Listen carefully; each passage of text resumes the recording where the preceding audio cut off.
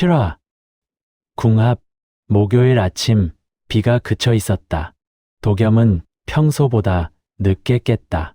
새벽까지 잠이 안 올 줄 알았는데 눈이 곧장 잤다.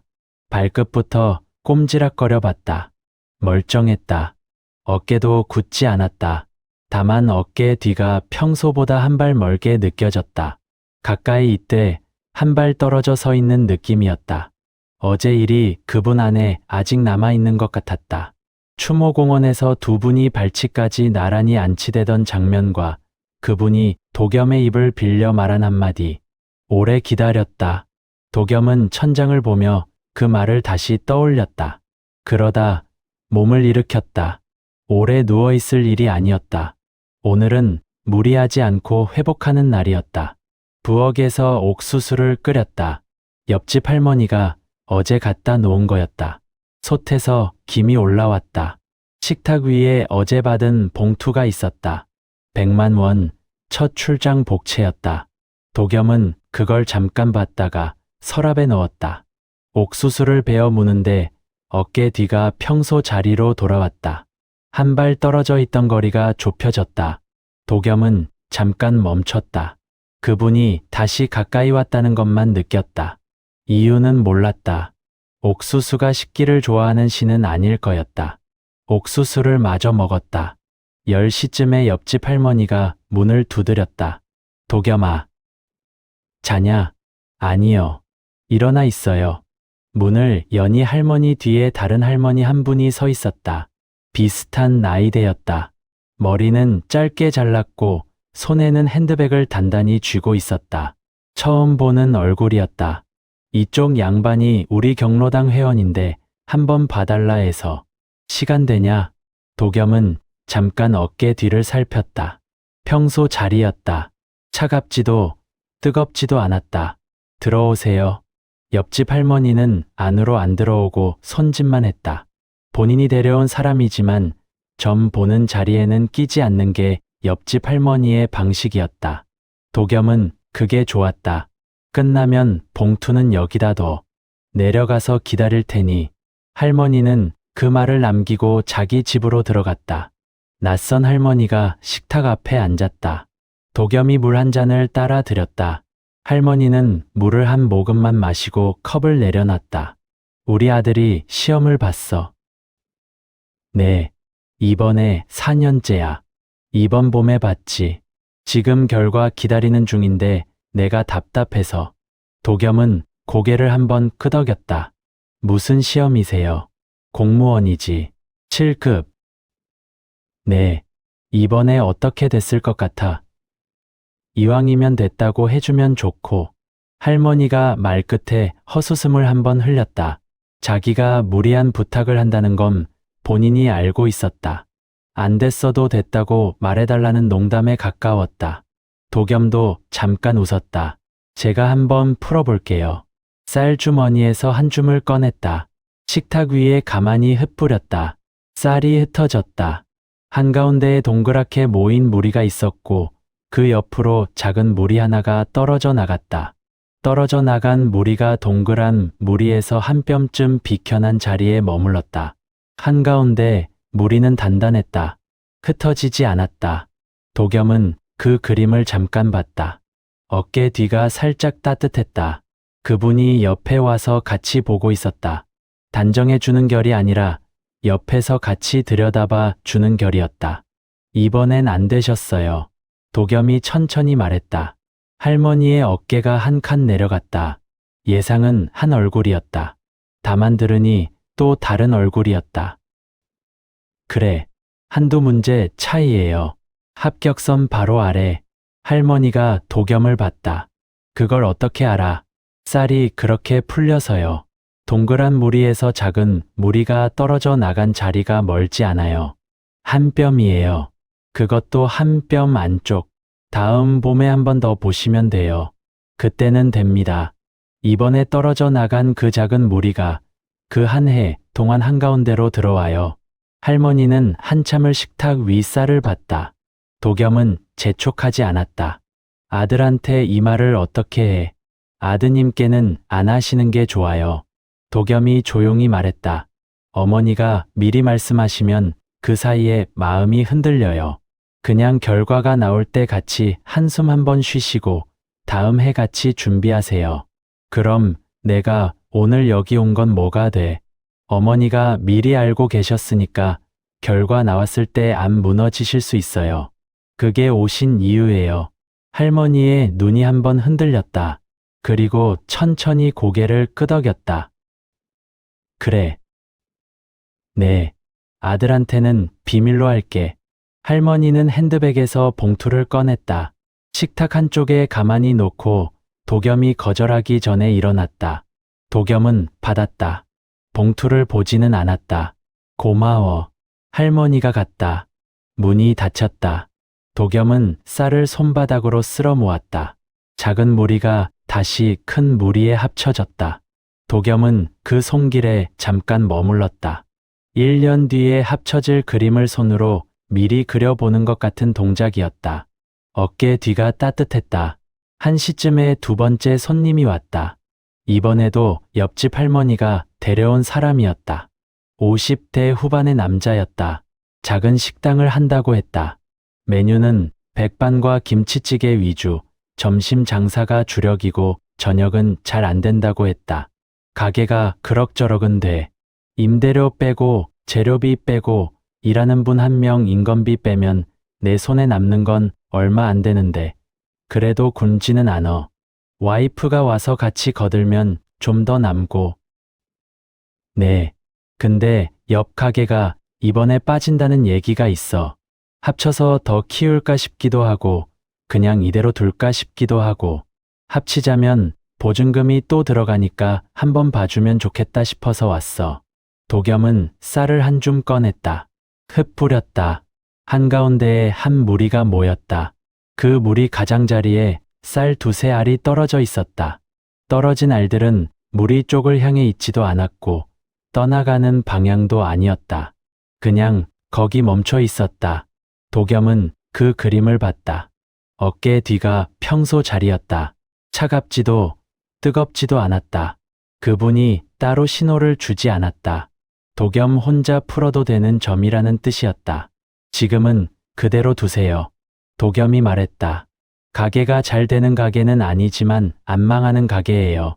합치면 일이 2배예요. 손에 남는 건 1배 반 정도밖에 안 늘어요. 그 반 가지고 보증금이랑 인테리어 비용을 메우려면 시간이 오래 걸려요. 그래. 네. 가을 지나면 한번 움직일 자리가 보일 거예요. 그때는 옆 가게가 아니라 다른 동네 자리가 들어올 거예요. 그쪽이 지금 자리보다 손에 남는 게 더 많아요. 그때 움직이세요. 남자가 잠깐 말이 없었다. 가을이면 언제쯤? 10월 말, 11월 초쯤. 알겠어. 남자는 의외로 쉽게 받아들였다. 평생 장사한 사람의 감각이었다. 도겸의 말이 자기 안에서 이미 반쯤 내려진 결정과 맞았던 것 같았다. 듣고 싶은 답을 들으러 온 게 아니라 자기가 망설이는 자리를 한번 더 두드려 보러 온 사람이었다. 남자가 봉투를 놓고 갔다. 도겸은 식탁을 한번 더 정리했다. 시계를 봤다. 2시 10분이었다. 옆집 할머니 말로는 3번째 손님은 3시에 온다고 했다. 점심을 먹어둘 시간이었다. 도겸은 냉장고에서 어제 사온 김밥 한 줄을 꺼내 먹었다. 먹는 동안 어깨 뒤가 평소대로였다. 그분이 옆에서 도겸이 먹는 걸 가만히 보고 있는 것 같았다. 사람의 식사를 신이 들여다보는 그림은 이상했지만 도겸은 그게 이상하다는 생각이 더 이상 들지 않았다.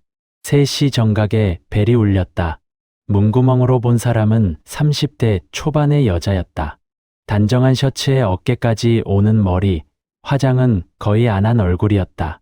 손에는 작은 종이 가방이 들려 있었다. 옆집 할머니는 같이 안 왔다.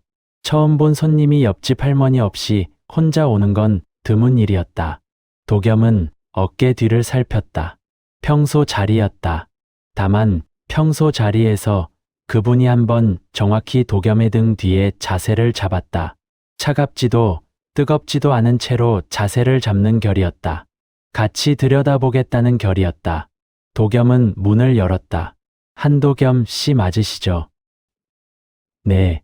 옆동 할머님이 알려주셔서 왔어요. 시간 괜찮으세요? 들어오세요. 여자는 신발을 가지런히 벗어 두고 들어왔다. 도겸이 식탁 앞 의자를 빼주자 여자는 살짝 고개를 숙이고 앉았다. 종이 가방을 무릎 위에 가만히 올려두었다. 물 드릴까요? 아, 네. 감사해요. 도겸이 컵을 내미는 동안 여자는 식탁의 결을 보고 있었다. 식탁을 보는 게 아니라 자기가 무슨 말부터 꺼낼지 고르는 시선이었다. 궁합을 보러 왔어요. 마침내 여자가 말했다. 네, 제가 결혼을 앞두고 있어요. 가을에 약혼자랑은 3년 만났고 양가 인사도 다 끝났어요. 식장도 잡았고 청첩장 시안까지 받았어요. 도겸은 가만히 들었다. 그런데 제가 마음이 좀 안 잡혀서요. 혹시 두 사람 궁합이 안 맞아서 그런 건가 싶고, 안 맞다고 하면 한번 다시 생각해 보려고요. 여자의 말은 차분했다. 다만 단어가 너무 가지런했다. 미리 골라온 단어들이었다. 안 맞다고 하면 한번 다시 생각해 보려고요 라는 말은 입에서 즉석으로 나온 문장이 아니었다. 오는 길에 혹은 어젯밤에 한 번쯤 입속에서 굴려본 문장이었다. 도겸은 어깨 뒤를 살폈다. 그분이 도겸의 등 뒤에 가만히 서 있었다. 차갑지도 뜨겁지도 않았다. 다만 도겸이 무엇을 듣고 있는지 함께 듣고 있었다. 이번엔 손을 막지도 어떤 결도 주지 않았다. 도겸 혼자 결정해야 하는 자리였다. 도겸은 쌀주머니를 꺼냈다. 두 손으로 한 줌씩 갈라 쥐었다. 한쪽은 본인의 손으로, 다른 한쪽은 약혼자의 손으로 삼는 게 일반적인 방식이었다. 생년월일 없어도 되나요? 네. 여기 왼손이 약혼자분이세요. 오른손이 본인이시고요. 도겸은 두 손을 동시에 식탁 위에 흩뿌렸다. 쌀이 흩어졌다. 도겸은 그 그림을 잠깐 봤다. 식탁 위에 두 무리가 나란히 있었다. 약혼자 쪽 무리는 평범하게 흩어져 있었다. 살아있는 사람의 무리였다. 알알이 거리가 다르고 어떤 알은 옆 알에 기대 있고 어떤 알은 멀리 굴러갔다. 여자 쪽 무리가 이상했다. 알들이 줄을 맞춰 정리된 것처럼 놓여 있었다. 누가 손가락으로 다듬어 놓은 것 같았다. 흙 뿌린 쌀이 그렇게 떨어질 수가 없었다. 도겸의 손가락이 잠깐 멈췄다. 이 그림은 본 적이 없었다. 할머니 공책에서도 못 봤다. 다만 그 의미는 어쩐지 보자마자 알았다.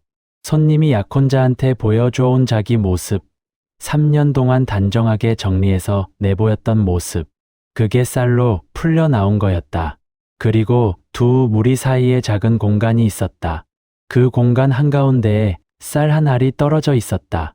두 무리 중 어느 쪽도 아닌 가운데에 그 알은 어디에도 속해 있지 않았다. 도겸은 그 한 알을 봤다. 그게 무엇을 의미하는지 알았다. 두 사람 사이에 끼어들어 있는 두 사람 누구도 아닌 사람의 자리. 여자에게 다른 사람이 있었다. 도겸은 어깨 뒤를 한 번 더 살폈다. 그분이 가만히 있었다. 도겸이 이걸 어떻게 풀지, 어떤 답을 줄지 옆에서 듣고 있었다. 도겸은 잠깐 눈을 감았다. 골라야 했다. 이 손님은 답을 정해 놓고 왔다. 궁합이 안 맞다는 답을. 도겸이 그 답을 주면 손님은 핑계를 들고 갈 거였다. 그 핑계로 약혼을 깰 거였다.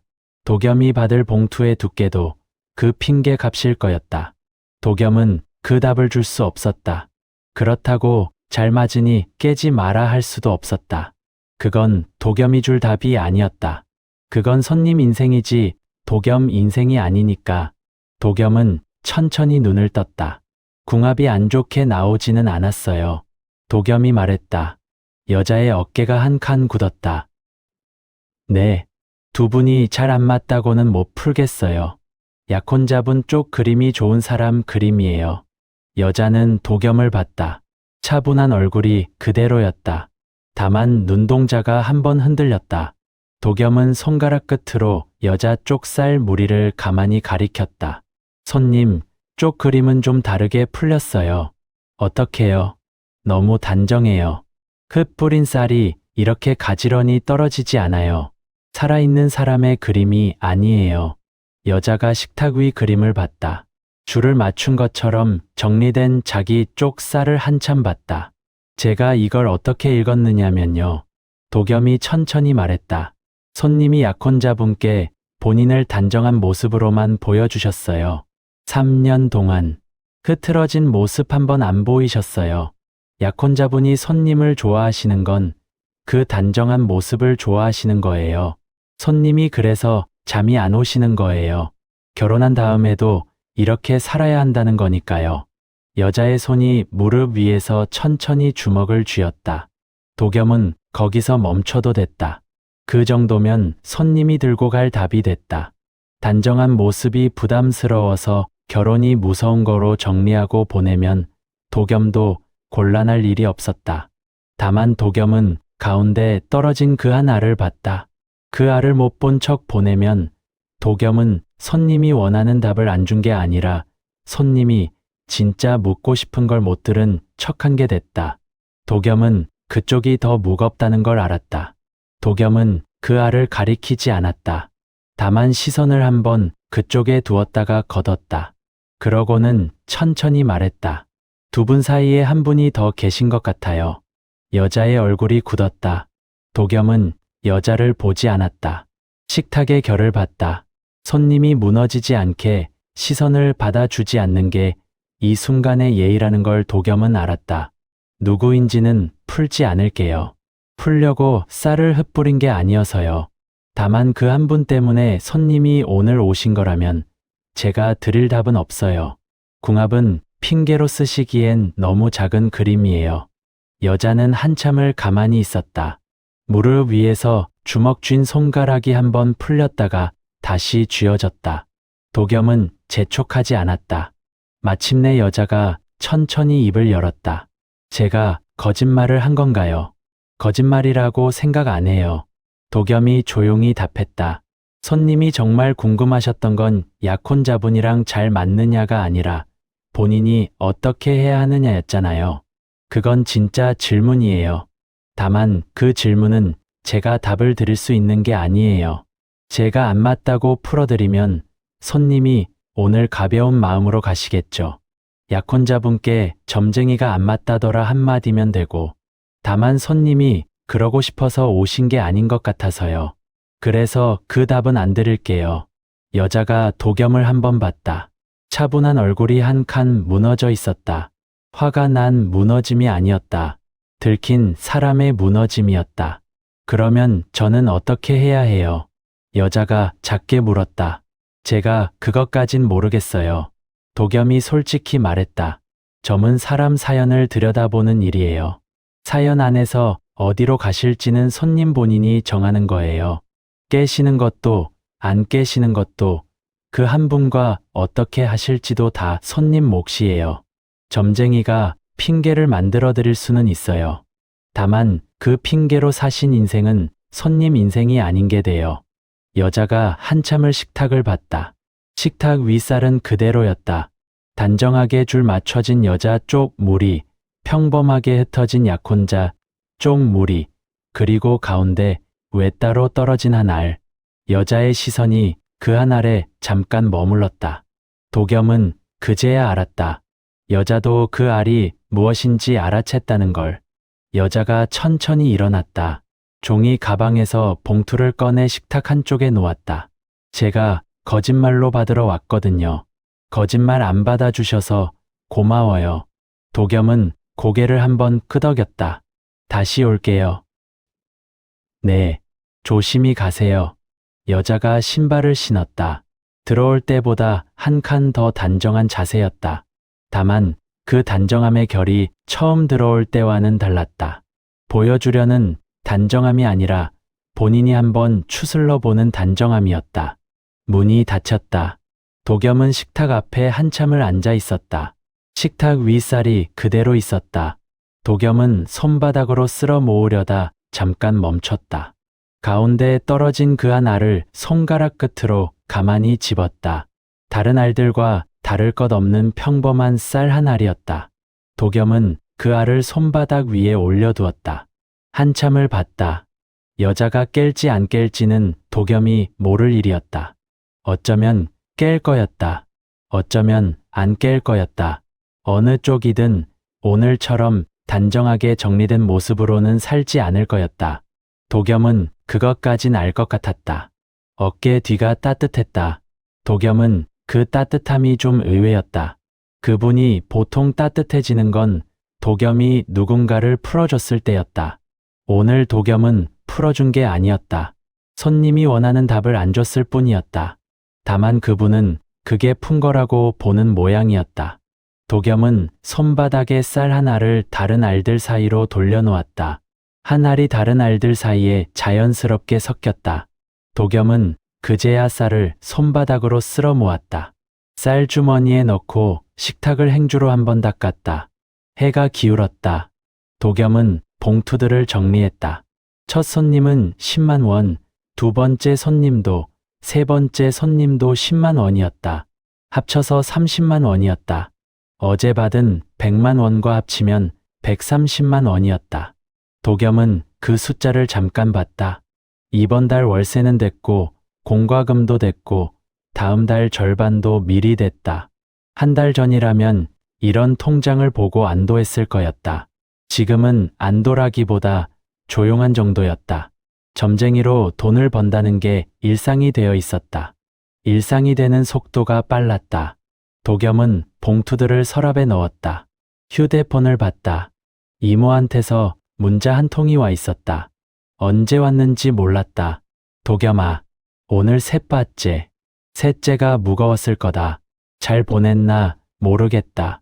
도겸은 잠깐 그 문자를 봤다. 이모는 도겸이 셋을 봤다는 걸 어떻게 알았을까? 옆집 할머니가 알릴 리는 없었다. 도겸이 말한 적도 없었다. 다만 이모는 그런 사람이었다. 묻지 않아도 아는 사람. 도겸은 답장을 짧게 썼다. 잘 보냈어요. 답이 금방 왔다. 그람은 됐다. 더 이상 보지 마라. 도겸은 휴대폰을 엎어두었다. 창밖이 점점 어두워졌다. 가로등이 막 켜졌다. 건너편 편의점 간판이 푸르게 깜빡였다. 도겸은 식탁 앞에 그대로 앉아 있었다. 어깨 뒤가 평소 자리에 있었다. 차갑지도 뜨겁지도 않은 채로 옆에 가만히 있었다. 도겸은 쌀주머니를 손에 한번 쥐었다가 다시 서랍에 넣었다. 오늘은 이걸로 끝이었다.